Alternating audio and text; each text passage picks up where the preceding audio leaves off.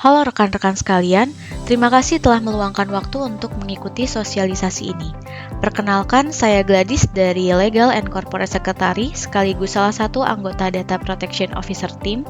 Dalam kesempatan ini, kita akan membahas topik yang sangat penting, yaitu penerapan Undang-Undang Nomor 27 Tahun 2022 tentang Pelindungan Data Pribadi. Sosialisasi ini bertujuan untuk meningkatkan pemahaman kita terkait regulasi baru ini, serta bagaimana kita sebagai karyawan di sektor pelayanan kesehatan dapat menerapkannya dalam pekerjaan sehari-hari. Kenapa harus ada Undang-Undang Perlindungan Data Pribadi? Yang perlu diketahui, dengan penggunaan internet terbesar, Indonesia ini sebelumnya belum memiliki aturan mengenai perlindungan data pribadi. Bahkan berdasarkan survei nasional oleh Ditjen Aptika di 2021, ada 28,7% masyarakat yang mengalami penyalahgunaan data pribadi. Dan untuk sistem perlindungan datanya juga dinilai belum cukup baik, yaitu 6 dari 10. Kemudian hanya 30% dari perusahaan yang memiliki sertifikat manajemen informasi. Selain itu, cuma 23% perusahaan yang memiliki fungsi Data Protection Officer. Data pribadi itu saat ini menjadi aset atau komoditas yang bernilai tinggi di era Big Data dan ekonomi digital. Karena data pribadi itu sekarang merupakan hak yang harus dilindungi, bahkan sudah diatur ada di dalam hak asasi manusia atau HAM.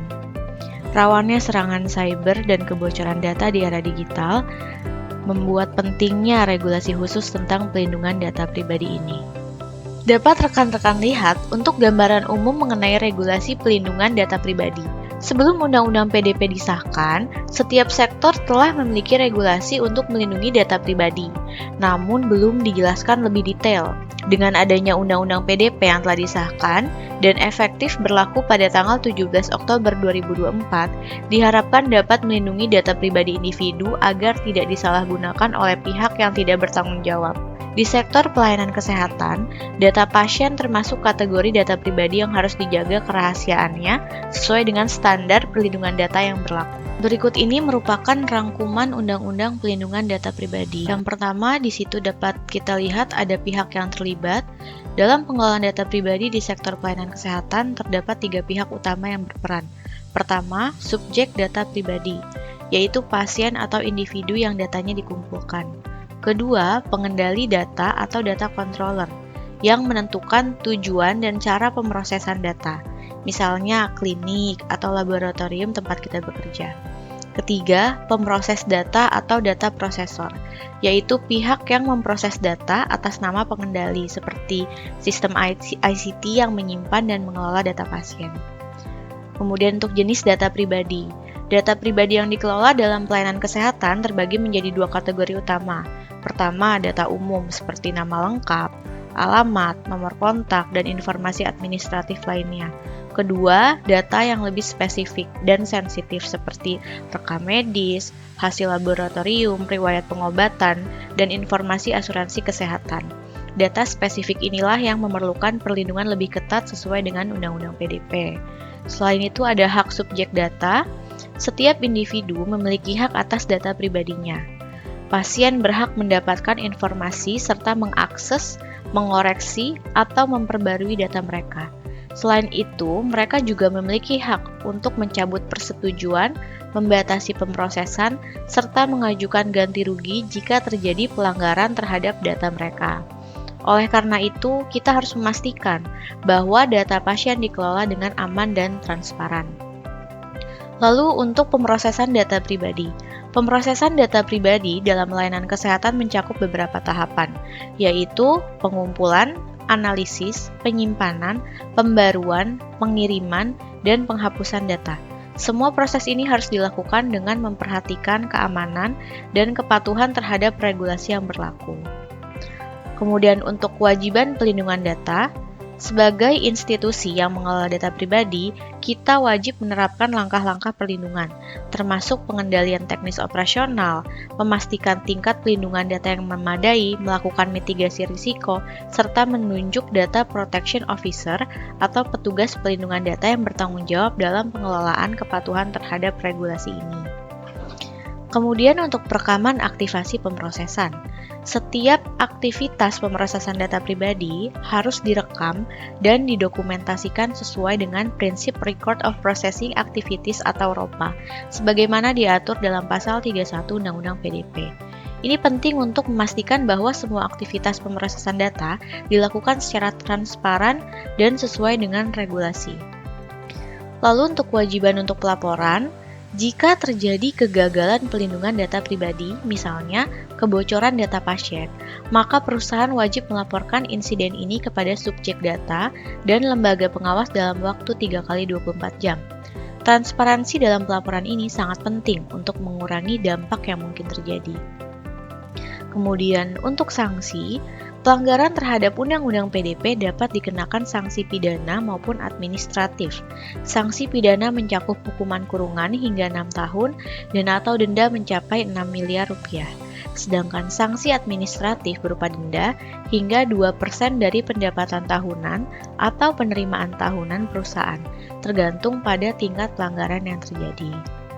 Dan untuk penilaian dampak PDP, dalam implementasi Undang-Undang PDP, perusahaan wajib melakukan penilaian dampak pelindungan data pribadi atau Data Protection Impact Assessment atau DPIA sebagaimana diatur dalam pasal 34 Undang-Undang PDP.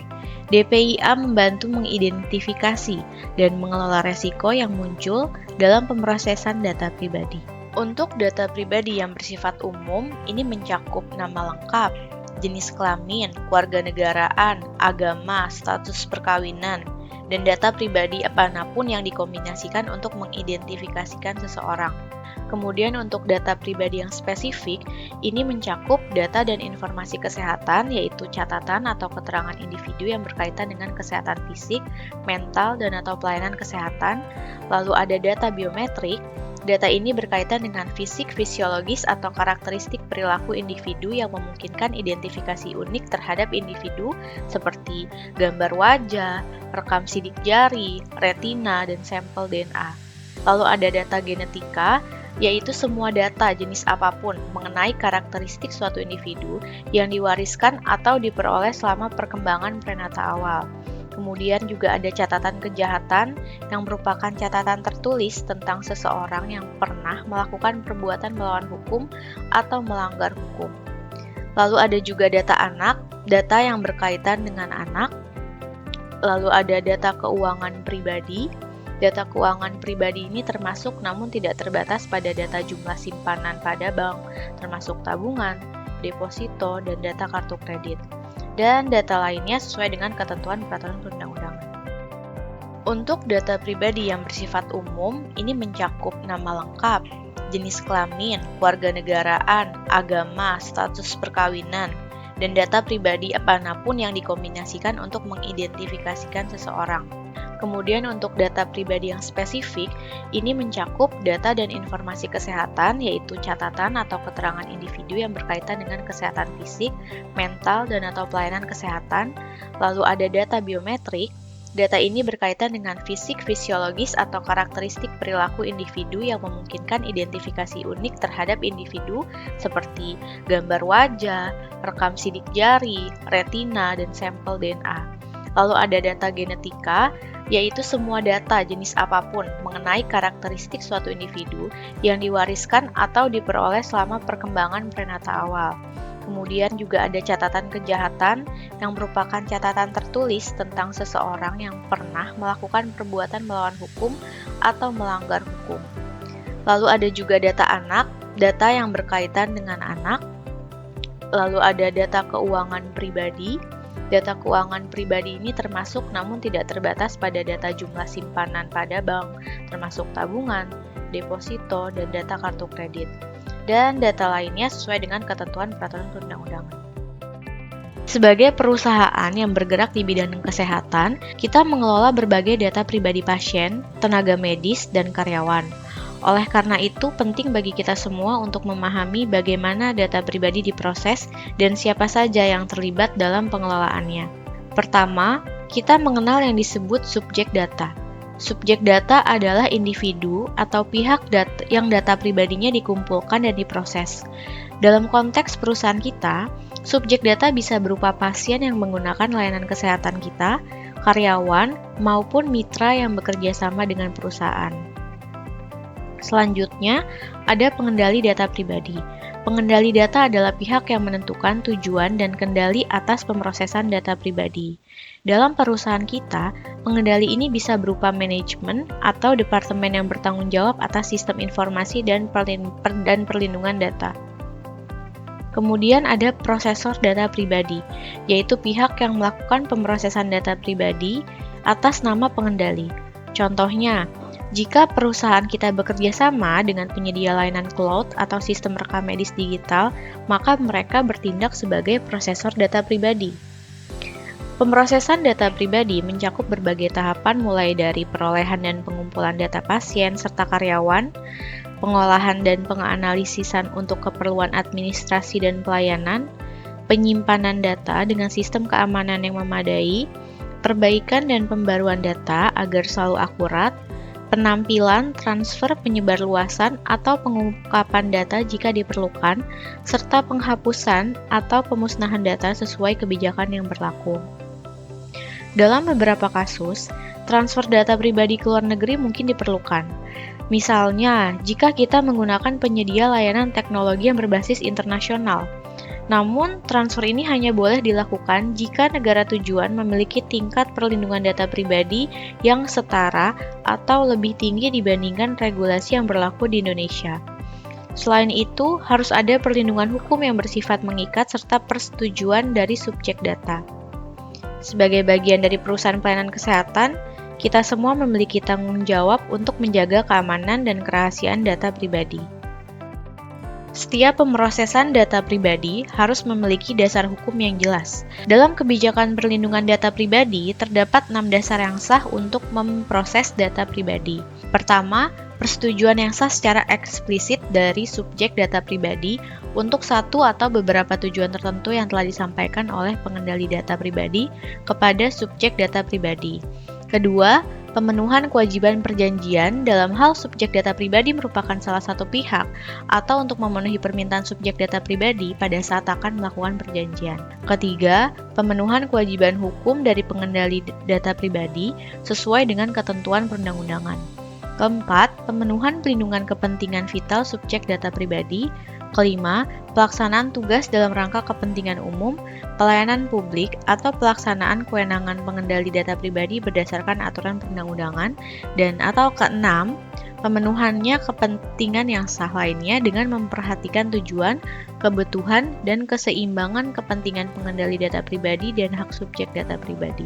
Setiap pemrosesan data pribadi harus memiliki dasar hukum yang jelas. Dalam kebijakan perlindungan data pribadi, terdapat 6 dasar yang sah untuk memproses data pribadi. Pertama, persetujuan yang sah secara eksplisit dari subjek data pribadi untuk satu atau beberapa tujuan tertentu yang telah disampaikan oleh pengendali data pribadi kepada subjek data pribadi. Kedua, pemenuhan kewajiban perjanjian dalam hal subjek data pribadi merupakan salah satu pihak atau untuk memenuhi permintaan subjek data pribadi pada saat akan melakukan perjanjian. Ketiga, pemenuhan kewajiban hukum dari pengendali data pribadi sesuai dengan ketentuan perundang-undangan. Keempat, pemenuhan pelindungan kepentingan vital subjek data pribadi. Kelima, pelaksanaan tugas dalam rangka kepentingan umum, pelayanan publik, atau pelaksanaan kewenangan pengendali data pribadi berdasarkan aturan perundang-undangan. Dan atau keenam, pemenuhannya kepentingan yang sah lainnya dengan memperhatikan tujuan, kebutuhan, dan keseimbangan kepentingan pengendali data pribadi dan hak subjek data pribadi. Pada Medica Plaza, kami sudah mengimplementasikan Undang-Undang PDP dengan cara pertama, melakukan penerapan fitur keamanan data dengan merujuk kepada Undang-Undang PDP, lalu kedua, membuat SOP yang menjadi rujukan internal untuk pencatatan, pemrosesan, dan keamanan data pribadi. Kami juga telah melakukan RBAC atau Role Based Access Control yang artinya perhatikan betul-betul orang-orang yang boleh mengakses beberapa dokumen tertentu. Kemudian kami juga sudah melakukan filter akses menggunakan firewall dan enkripsi untuk transfer data.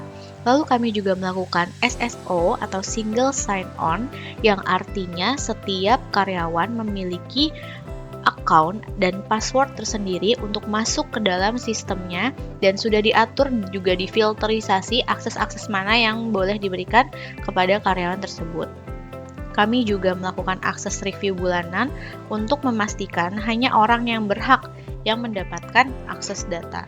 Lebih lanjut, kami juga telah melakukan penunjukan Data Protection Officer yang mana nantinya DPO tersebut berkewajiban untuk memantau dan monitoring adanya pemrosesan data yang terjadi di Medica Plaza. Implementasi yang sudah dilakukan oleh Medica Plaza dengan menunjuk tim Data Protection Officer dikarenakan perusahaan mengelola dan memproses data pribadi, baik data pribadi milik karyawan dan atau data pribadi milik pelanggan atau nasabah atau peserta atau vendor. Selain itu juga untuk melakukan upaya perlindungan data sesuai dengan fungsinya dan untuk menghindari resiko kerugian material maupun imaterial yang disebabkan karena kebocoran data yang diproses oleh perusahaan. Tentu saja tetap dengan memperhatikan Undang-Undang Nomor 27 Tahun 2002 mengenai perlindungan data pribadi dan peraturan perusahaan. Tim Data Protection Officer akan ditetapkan sesuai dengan bagan organisasi seperti berikut yang sudah disahkan oleh SK Direksi. Untuk organisasi ini dibawahi oleh DPO Lead dari Pak Miko Hidayat, kemudian juga Direktur Support Operasional dan Direktur Sales juga bergabung dalam organisasi ini. Pada dasarnya, tujuan dari kontrol keamanan informasi dalam pemrosesan data ada 3, yaitu kerahasiaan, yaitu akses hanya dibatasi pada mereka yang memiliki alasan dan diizinkan untuk mengakses informasi tersebut. Kemudian integritas, yaitu informasi akurat dan selalu diperbarui. Dan terakhir ketersediaan, yaitu informasi tersedia bagi mereka yang diizinkan untuk mengakses data. Data mudah dipulihkan ketika terjadi gangguan. Pengamanan akun dan akses. Medica Plaza menerapkan keamanan akun untuk karyawan dengan cara pertama, penggunaan password yang kuat minimal 8 karakter dengan dikombinasikan huruf besar, huruf kecil, simbol, dan angka. Selain itu, karyawan juga wajib mengganti password secara berkala dengan batas maksimal 90 hari. Lalu, karyawan juga tidak diperbolehkan menyebarluaskan akun password karyawan dengan alasan apapun. Kemudian untuk keamanan akses. Dari Medica Plaza menghimbau untuk menghindari penggunaan WiFi publik. Kemudian juga untuk menghindari klik tautan yang mencurigakan, terinstalnya antivirus pada device yang digunakan, menggunakan VPN yang sudah disediakan oleh Medica Plaza, dan mengunduh aplikasi pada sumber yang terpercaya. Untuk lokasi pemrosesan data, Medica Plaza melakukan penyimpanan dengan pengaturan tersendiri. Pertama, lokasi penyimpanan data pada file sharing perusahaan yang sudah tersetup matrix role, akses karyawan pada masing-masing departemen. Artinya, tidak semua karyawan bisa mengakses dokumen yang memang sudah disesuaikan aksesnya. Lalu, penggunaan cloud storage yang berlangganan untuk penyimpanan data pada side project dengan matrix role sesuai dengan ketentuan project. Kemudian transkripsinya data pada saat proses dan transfer data. Dan terakhir, untuk kita menghindari penyimpanan data perusahaan pada drive C Windows, device storage eksternal, dan storage akun personal. Untuk pemeliharaan dan pemulihan data sendiri, Medica Plaza melakukan sistem backup. Artinya, sistem backup itu dilakukan secara berkala dengan lokasi tersendiri yang terisolasi untuk meminimalisir jumlah pengendali data yang mengakses data tersebut. Selain itu, Medica Plaza juga mengarsipkan data yang sudah tidak diolah agar jika dibutuhkan maka bisa dibuka kembali. Dan terakhir, Medica Plaza melakukan pembaharuan perangkat lunak agar tetap terupdate yang sudah rilis di situs resmi. Undang-Undang Pelindungan Data Pribadi mengatur pelanggaran data atau data breach. Data breach sendiri artinya adalah penghancuran, kehilangan, pengubahan, pengungkapan yang tidak sah atau akses ke data pribadi yang tidak sah. Jenis pelanggarannya 1. Confidentiality. artinya pengungkapan yang tidak sah atau tidak disengaja atau akses ke data pribadi. Contohnya, pada suatu file, kunci deskripsinya hilang dalam kasus data transkripsi, artinya secara tidak sengaja datanya itu akan tershare data pribadinya. Jenis pelanggaran yang kedua itu ada integrity, artinya perubahan data pribadi yang tidak sah dan atau tidak disengaja. Contohnya, memberikan hak untuk mengedit data pribadi seseorang yang seharusnya hanya diizinkan untuk melihat data saja. Kemudian ada availability, yaitu kehilangan akses atau penghancuran data pribadi yang tidak sah atau tidak disengaja. Contohnya, penghapusan data secara tidak sengaja. Contoh pelanggaran data yang mungkin saja bisa terjadi di lingkungan perusahaan, salah satunya untuk jenis pelanggaran confidentiality. Ada karyawan Medica Plaza yang mengirimkan laporan MCU kepada yang bukan penerima yang bersangkutan. Atau ada karyawan yang saling berbagi informasi terkait dengan perjanjian kerja, termasuk perihal upah.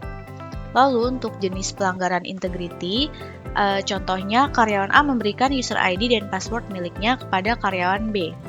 Atau karyawan HCBS memberikan data pribadi karyawan lainnya kepada debt collector pinjol. Untuk jenis pelanggaran availability, yaitu contohnya tidak ada akses bagi pasien atau pelanggan perusahaan untuk memperbarui data pribadinya sendiri. Atau bisa juga karyawan Medica Plaza tidak bisa melakukan pengkinian data pribadi. Respon terhadap kegagalan perlindungan data pribadi. Apa yang dimaksud dengan kegagalan perlindungan data pribadi? Kegagalan perlindungan data pribadi maksudnya itu adalah seseorang yang dalam hal kerahasiaan, integritas dan ketersediaan data pribadi, termasuk pelanggaran keamanan, baik yang disengaja maupun tidak disengaja, yang mengarah kepada perusakan, kehilangan, perubahan, pengungkapan, atau akses yang tidak sah terhadap data pribadi yang dikirim, disimpan, atau diproses, itu gagal untuk dilindungi oleh perusahaan. Pada saat itu terjadi, perusahaan diwajibkan memberikan notifikasi kepada subjek data itu sendiri dan lembaga pengawas dalam waktu 3x24 jam. Apa saja isi dari notifikasinya? Yang pertama itu adalah sifat pelanggaran datanya, detail kontak DPO-nya atau petugas pelindungan data pribadi, lalu kemungkinan konsekuensi dari pelanggaran data tersebut, dan tindakan yang akan diambil untuk mengatasi pelanggaran. Perusahaan hanya perlu memberitahu jika pelanggaran data akan mengakibatkan risiko bagi subjek data. Contoh kasus dari Undang-Undang Perlindungan Data Pribadi yang mungkin dapat terjadi di suatu perusahaan seperti ini. Apabila Medica Plaza mengadakan acara internal atau ting yang melibatkan pihak-pihak dari berbagai divisi yang hadir sebagai tamu. Kemudian, Medica Plaza juga menggunakan jasa penyelenggara acara atau event organizer atau I.O. untuk membantu dalam pengelolaan acara dan pendaftaran tamu yang mengharuskan tamu untuk menulis nama lengkap, nomor telepon, dan alamat email mereka. Secara kolektif disebut sebagai data tamu nantinya dalam buku tamu yang disediakan oleh MP. Selain itu perlu diketahui bahwa MP telah menentukan ketentuan berikut. Pertama, mengamanatkan I.O. harus mengelola data tamu, mulai dari pendaftaran sampai dengan kompilasi data ke dalam satu PDF. Kedua, melarang I.O. menggunakan data tamu untuk tujuan apapun selain dari acara outing. Setelah acara selesai, I.O. wajib melakukan pencatatan data tamu tersebut melalui laptop I.O. Sedangkan transfer rekap data tamu akan dikirimkan ke tim HCBS Medica Plaza dan selanjutnya akan digunakan sebagai bagian dari penilaian kinerja. Pertanyaan dasar berikut mungkin muncul sehubungan dengan contoh sederhana di atas. Pertama, siapa pengendalinya? Lalu siapa prosesornya dan siapa subjeknya? Jawabannya adalah untuk pengendalinya adalah Medica Plaza. Prosesornya adalah I.O. dan subjeknya adalah semua orang yang menuliskan nama lengkap, nomor telepon, dan alamat mereka di buku tamu. Demikian sosialisasi mengenai Undang-Undang Perlindungan Data Pribadi. Sebagai karyawan, kita memiliki tanggung jawab untuk memastikan bahwa data pribadi yang kita kelola tetap aman dan sesuai dengan regulasi yang berlaku. Dengan memahami dan menerapkan prinsip-prinsip perlindungan data pribadi, kita dapat mencegah kebocoran informasi serta menjaga kepercayaan pelanggan dan rekan kerja. Jika ada pertanyaan lebih lanjut, jangan ragu untuk menghubungi tim Data Protection Officer atau bagian yang bertanggung jawab. Terima kasih atas perhatian dan partisipasinya dalam sesi ini.